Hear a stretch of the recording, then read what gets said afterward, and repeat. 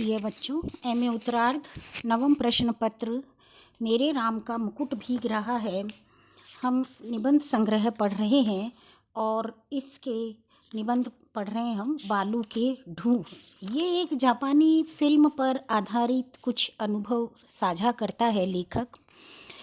और जो लालित्य लोक संस्कृति के संस्पर्श से आता है, स्मृति और कल्पना के योग से जो मनोजगत में एक मधुर सूक्ष्म रंगत पैदा कर देता है, ऐसे विशिष्ट छाप ललित जी के निबंध हमारे मन पर छोड़ते हैं।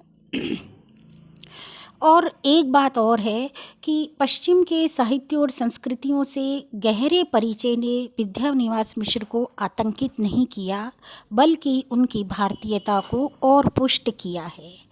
और पुष्ट ही नहीं किया बल्कि उसे एक मधुर प्रभ विष्णुता भी दी है, जो दूसरे को मनवा लेती है। और उनके निबंध लालित्य उंडेलते नहीं हैं, बल्कि लालित्य उपजाते हैं।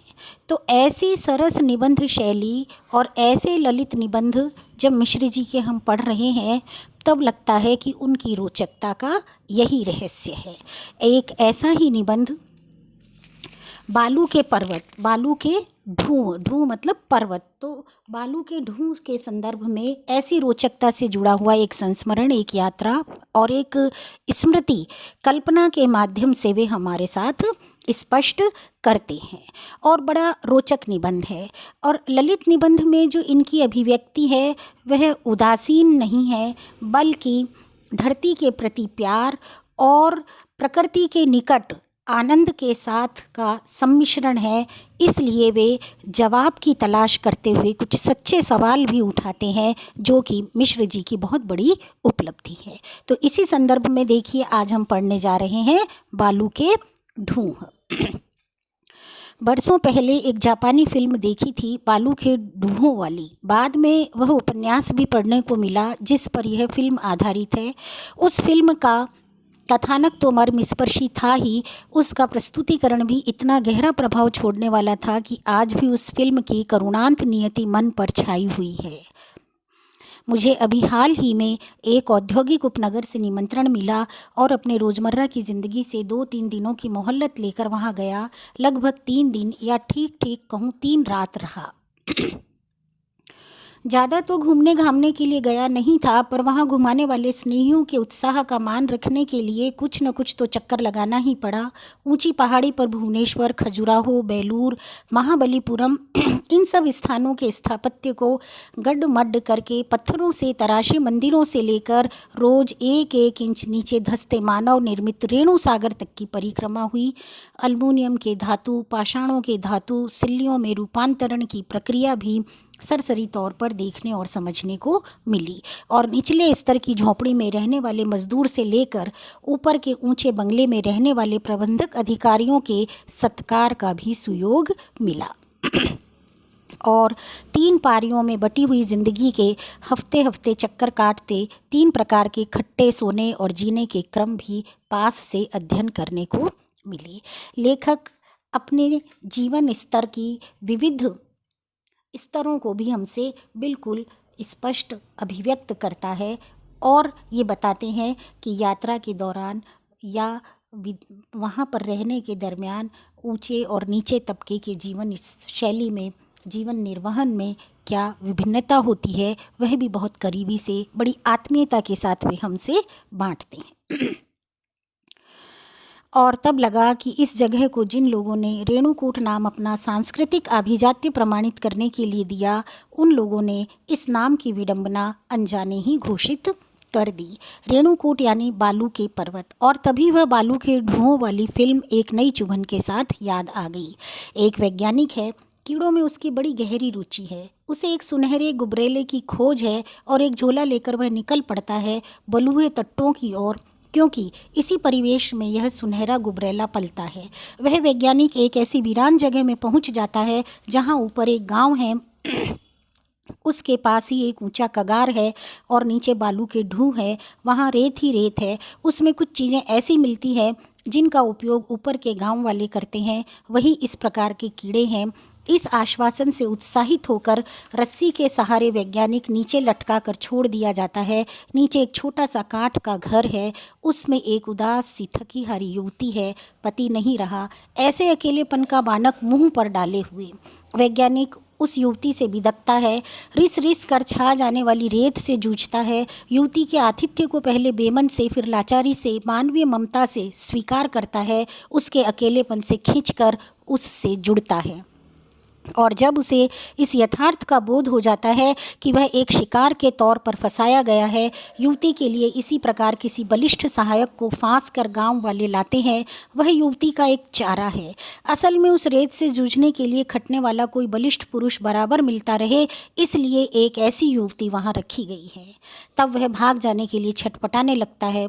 एक बार भागता है पर पकड़ लिया जाता है, दूसरी बार फिर मौका मिलता है। तब तक वह अपनी प्रयोगशाला को भूल चुका है, अपनी माँ को भूल चुका है और रेत और रेतीले प्रेम के भोग का वर्णन कर चुका है। राहें खुल जाती है और उसकी गति ठहर जाती है।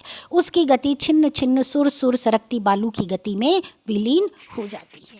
स्वाभाविक, नैसर्गिक, मानवीय जिजीविषा और मनुष्य की आवश्यकताएं कैसे उसे विवश कर देती है, कैसी उदासी और कैसे अनमनेपन, कैसे अन्यमनस्क भाव से वह वहाँ पर ये सब कुछ करता जाता है, इसका विवरणात्मक वर्णन लेखक ने प्रस्तुत किया है।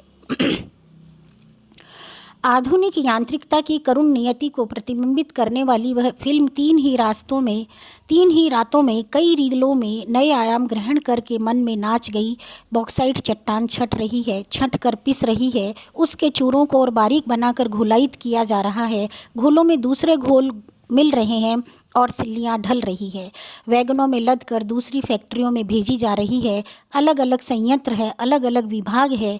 बारीक चूरों की धूली कपड़ों में, रोम रोम में, मन में भरती चली जा रही है। वो उड़ती हुई रेत और वो धूली उनके मन में भर जाती है। यह धूली हवा में बसती चली जा रही है। यह धूली निर्मल रेणुसागर को पंख बनाती चली जा रही है। इस धूली में बस हजार हजार सुनहरे गुबरेले दमक रहे हैं। बोनस की मांग का आकार ग्रहण करके, या कुल 3 मंदिरों में हजार हजार मनौतियों का आकार ग्रहण करके, या बड़े साहब, मझले साहब, छोटे साहब, चीफ, मैट वर्कर की घरवालियों की बहुत छोटी छोटी बातों में प्रतिस्पर्धा की होड़ की शक्ल धारण करके, या छोटे छोटे घरौंदों में ऊब से उबरने के लिए बेमतलब तनाव का रूप धारण करके इन ढूंहों के नीचे से निकल निकल कर रेत की उजास में दिप जाते हैं। पर इन सब को आप्लावित करती हुई रेत की अनटूटती धार उमड़ती रहती है। नई नई रेत की धार बनती रहती है और रेत निरंतर भीतर और भीतर पैठती जाती है, कभी जाने कभी अनजाने। यह रेत है यांत्रिक परिस्थितियों की दुर्निवार वीरस्ता। फैक्ट्री में पत्थर के टुकड़े रेत बनते हैं, आदमी का चट्टान जैसा साहस रेत बनता है। ये रेखांकित करिए, व्याख्या के लिए महत्वपूर्ण है। फैक्ट्री में पत्थर के टुकड़े रेत बनते हैं और आदमी का चट्टान जैसा साहस रेत बनता है। मानवीय संवेदना की धारा रेत बनती है। फैक्ट्री पर से घर आते ही लोन, तेल, लकड़ी की बिना आग जलाने वाली चिंताएं आत्मीयता की स्निग्ध मिट्टी को सुखाकर रेत बना देती है। जीवन जीने की बुनियादी आवश्यकताएं, लकड़ी, नमक, आटा, ये सारी चीज़ें मनुष्य की बुनियादी आवश्यकताएं हैं। और जब मनुष्य को भूख, प्यास और जीवन की लालसा या जीवन का उद्दाम भोग निमंत्रित करता है, तब उसे उचित अनुचित, न्याय या अन्याय की कोई सीमा नज़र नहीं आती है। इस दीवार को तोड़ने के लिए जब कुछ बड़े शब्दों के हथौड़े चलते हैं तो वे शब्द टूट टूट कर रेत बन जाते हैं। क्या क्या रेत बन जाता है? पत्थर के अलावा इन कैसे मनुष्य संवेदन शून्य हो जाता है, कैसे मानवता वहाँ तार तार हो जाती है। मानवता का रेत होना, इस प्रक्रिया का वर्णन लेखक करता है। धीरे धीरे एक रेतीला मौन बस मुखर रह जाता है। ऐसा मौन जो शब्द से अधिक चुपता रहता है, शब्द से अधिक खिसकता रहता है। एक कसक, एक पीड़ा, एक वेदना मनुष्य के मन में शेष रह जाती है और मनुष्य पत्थर बन जाता है। बात शुरू भी होती है तो बोनस, बढ़ोतरी, बांसों की बदनीयती, नेक नियति से होते हुए बिड़ला पर टूट जाती है। बिड़ला या कोई ऐसा बड़ा नाम जो इस प्रकार के यांत्रिक उद्योगीकरण का प्रतीक बन गया हो। बिड़ला की चाकरी फिल्म वाली युवती की तरह बालू की सारी किस्कन को पहुँचती हुई अपने मोहपाश में बांधकर अपने उत्तप्त चुंबनों की हर बात के मुंह पर मुहर दाग देती है। उस पाश से छूटते ही बालू खिसकने लगती है, बात बढ़ने लगती है। पर उस चाकरी को पहले आलंबन की दरकार थी, अब आलंबन को चाकरी की ऐसी दरकार है कि बिजली की आपूर्ति कम होते ही, जब काम के घंटे कम होते हैं, जब महीनों बैठकी का निठाला आता है, तो इस चाकरी का मोह और प्रबल हो जाता है। मतलब मनुष्य कितना विवश है कि जब बैठना पड़ जाता है 6-6 महीने, तब ये याद आता है और ऐसी विवशता से वह अनमन्ना सा उठकर उस ओर चल जाता है। इससे भागने की कल्पना भर सुहावनी लगती है, इससे निकलने का यथार्थ बड़ा डरावना लगता है और सारा आक्रोश, सारा पौरुष, सारा स्वाभिमान इस पाश में कसे जाने पर चूर चूर हो जाता है। ऐसी काली नागिन का पाश है जो डसकर उल्टी हो गई। मैं ऐसी ही डसकर उल्टी हुई जुनैया में रेणुकूट पहुंचा था। शाम को बादल घिरे, उमड़े घुमड़े अनबर से बिखर गए। चांद बादलों की ओट से शान से निकल आया। जिस मकान में ठहरा था उसकी बगल वाली छोटी सी छत पर बैठकर कभी दूर पहाड़ियों के सवराए वितान पर, कभी बिल्कुल अपने नीचे बेतरतीब झुग्गियों के धुइले फैलाव पर दृष्टि जाती। बीच बीच में चांदनी झांक जाती और इतने में लुप्त से चांद छिप जाता। अंधेरा और दूना हो जाता, बाहर और भीतर एक सा। बाहर जितना अंधेरा होता, मन के भीतर उतना ही गहरा अवसाद, उतनी ही गहरी निराशा व्याप्त हो जाती और मन अंधेरे से घिर जाता। एक अजीब से डिप्रेशन से मनुष्य वहाँ गुजर रहा था। उसकी ऊब तो इस आसपास की ज़िंदगी के आगे कुछ है ही नहीं। वह तो इस ज़िंदगी के सामने एक अच्छी खासी मन बहलाने वाली मान लीला लगती है। मैं जाने कितने गांवों, कस्बों, शहरों, महानगरों का धुआं, गर्द गुबार, घुटन भरा धुआंसा और झुकमुक रोशनी, टहकती चांदनी, गुप्त अंधेरा, टिमटिमाहट, झिलमिली चमकाती रोशनी, गर्भ नीली प्रसूत विद्युत ज्योति सभी झेल चुका हूँ। एक एक शब्द का चयन बहुत सुंदर किया है यहाँ लेखक ने। झुकमुका, टिमटिमाहट, गुप्त अंधेरा, झुकमुक रोशनी, चकमकाती रोशनी, ये अलग अलग तरह की जो विद्युत ज्योतियों के एडजेक्टिव विशेषण उन्होंने जोड़े हैं, विशेष पर्याय उन्होंने जोड़े हैं, वे बहुत लंबी व्याख्या की मांग करते हैं। और इस निबंध में ज्योति की विविध रेखाओं पर हमारा ध्यान आकर्षित करते हुए लेखक ये कहता है कि मनुष्य बाहरी चकाचौंध में भीतर कितने गहरे अंधेरे में डूबा हुआ है, और मन की इस दोहरी व्यथा का वर्णन बहुत सुंदर ढंग से वे प्रस्तुत करते हैं। इसलिए भी इनके निबंध बालू के डूहों की महत्ता और बढ़ जाती है और इनका लालित्य और निखर जाता है, और ये विद्यानिवास मिश्र हिंदी साहित्य की अमूल्य थाती के रूप में हमारे मन में एक अक्ष जमा लेते हैं। मैं पी चुका हूँ, पर औद्योगिकरण की नंगी रोशनी में आदमियत को अंधेरी रात की उघरी हुई जांघ पहली बार देख रहा हूँ। लोगों ने दृष्टि मोड़नी चाहिए। ऊपर देखिए, ऊंचे बिड़ला मंदिर की सीढ़ियों पर दोनों ओर लगी रोशनी की कतार कैसी सुहावनी लगती है, पर उस कतार में मुझे एक कराल अंधकार के उघड़े हुए दांत ही नजर आए और भीतर की घबराहट और बढ़ गई। नास्तिक न होते हुए भी उस रोशनी की कतार में मैं अंधकार से उबरने का कोई सहारा पाने की कल्पना नहीं कर पाया। मुझे तो भीतर से यही लगा कि अंधेरे का यह एक नया क्रूरतर व्यंग है। अंधेरे का एक क्रूरतर व्यंग है। अंधेरों की कई स्तरों की व्याख्या निबंधकार ने की है, और बार बार मनुष्य के मन में एक निराशा, एक अवसाद, एक अजनबियत, एक बेकली, एक बेचैनी का वर्णन उन्होंने किया है।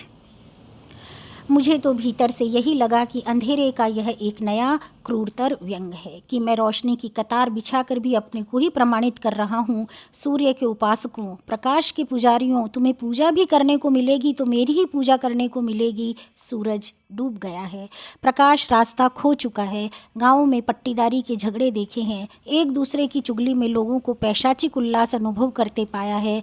कस्बों में छोटे छोटे डाहों के बड़े अपरूप बनते देखे हैं और शहरीपन के लोभ में भौंडेपन के अजीबोगरीब साजबाज देखे हैं, जिनको देखकर हंसना नहीं होता।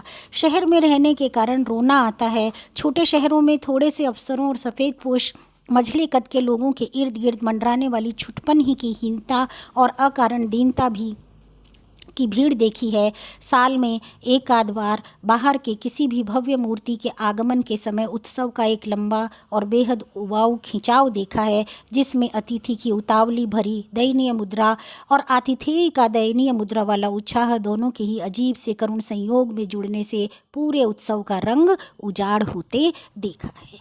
ये उत्सव शब्द कितना निर्मम है, ये रोशनी शब्द कितना अनर्थक है, और ये प्रकाश के पुजारी या सूर्य के उपासक कितने व्यर्थ हैं, इस बात का एहसास कराने की बहुत अनवरत सुंदर व्याख्या लेखक ने इस निबंध में की है। लेखक कहते हैं, बड़े शहरों में लोगों की बड़ी से बड़ी मानवीय संकट स्थिति के प्रति घोर अनासक्ति देखी है और औपचारिकता के नाटक में लोगों के चेहरों पर भयावह तनाव देखा है। और भी बड़े शहरों के खुआसे की चिकट गंध में डूबे हुए जादू से चलाए गए पादपों की लयबद्ध पंक्ति के रूप में प्रतीत होते स्याह सुरमई लबादे देखिए। और सुरमई लबादे भी कैसे हैं? स्याह। एक एक शब्द का चयन शैली को बहुत विशिष्ट बनाता है और भाषा के इतनी समृद्धि है मिश्र जी के निबंधों में कि हमें भाषा के कई स्वरूप, भाषा की कई शक्तियों का एहसास दिलाता है। और लेखक क्या कहते हैं कि सुरमई लबादे से लिपटे हुए तनों को लाल हरी रोशनी के संकेतों पर रुकते और तेज़ी से निशब्द बढ़ते देखा है।